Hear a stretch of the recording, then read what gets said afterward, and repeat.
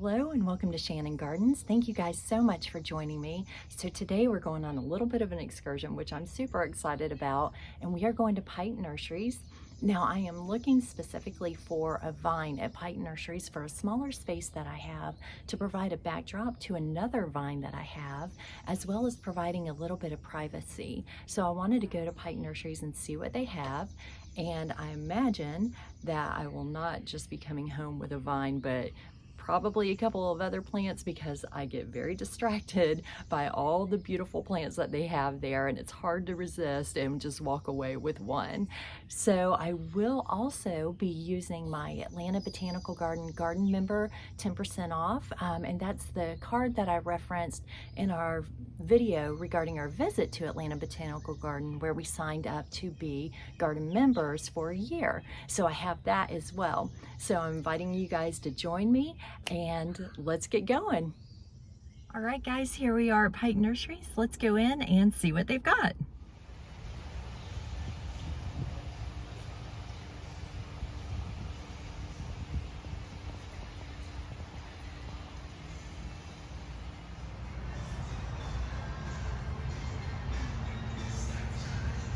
You guys look at all those hydrangeas. Oh my goodness. That is going to be another project for another time, but I see some of these plants in my garden in the future. All right, so I have arrived to the vine section. Let's dig in and see what choices they have. So I'm looking for a vine that isn't going to get too big and overwhelm my area. I also want it to be a brightly colored vine. I don't want it to be dark and get lost.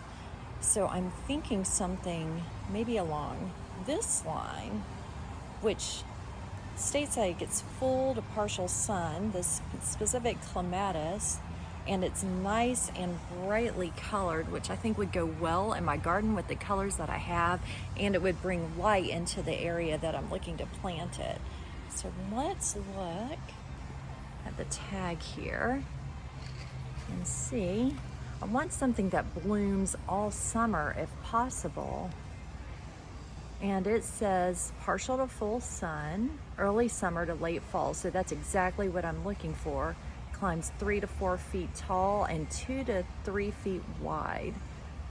So that sounds right up my alley. Of course, they have a lot of different types of clematis, which I will show here. This is a Nellie Moser clematis. That's a pretty bloom.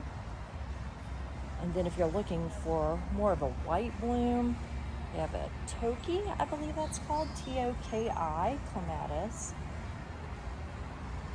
Lots of beautiful choices.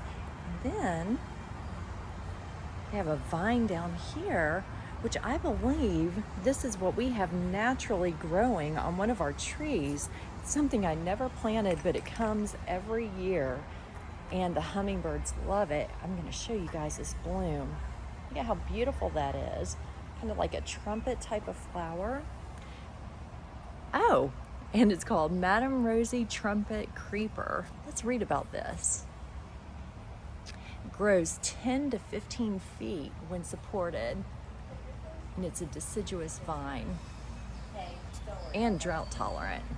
We have another different type of clematis. That's a really pretty flower from what they're showing in the picture here, and that is called a snowdrift evergreen clematis. And I read that there are over 300 different types of clematis, so I suppose you could find anything to your liking.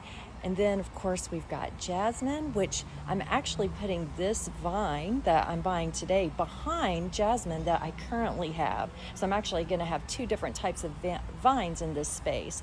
And of course, love the jasmine for the wonderful, wonderful smell and fragrance that it gives off. So here's a Madison Star, and I cannot tell you guys how lovely this smells. All right, so I think this one's the winner. It has a lot of blooms on it and buds that will be opening. It looks very healthy, and look at this color. It is so pretty and bright. Exactly what I was looking for. And that is the Boulevard Acropolis Clematis. That is what I'm going with. Here is their selection of different gardenias. Again, something I absolutely love. I've got a couple of different plants in my garden, one of which I just recently planted, and I love the fragrance of gardenias. Gardenias and jasmine are perfection. A visit to Pike's is not complete without checking out the roses. So many pretty roses. Now I know they had a very big selection probably about a month ago, but they still have quite a nice selection now. Ooh, look at this color. That is so pretty. Let's see what kind this is. Oh, this is a shrub rose called My Girl, fuss proof, even better. But that is a beautiful color. Oh, I love that.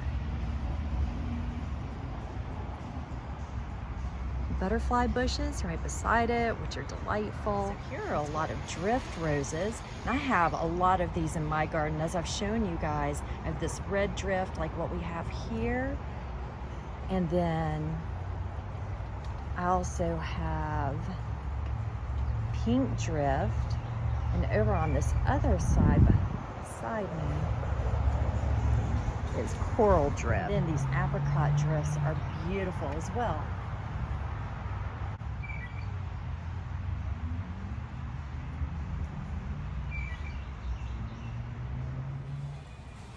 Look at all these colors of the hydrangeas. Oh my, they are so pretty. A color for any kind of garden that you're trying to do. And it has such an old-fashioned southern garden feel to it, which I just love.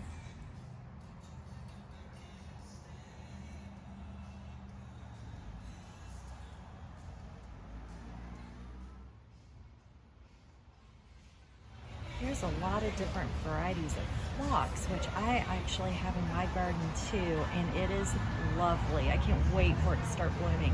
And then they have balloon flowers too, which is also lovely. I don't have the white version here, but I do have the purple version in my garden. And they come back year after year. They're a perennial and they are gorgeous. Do I need some lantana? No. Do I want some lantana? Yes.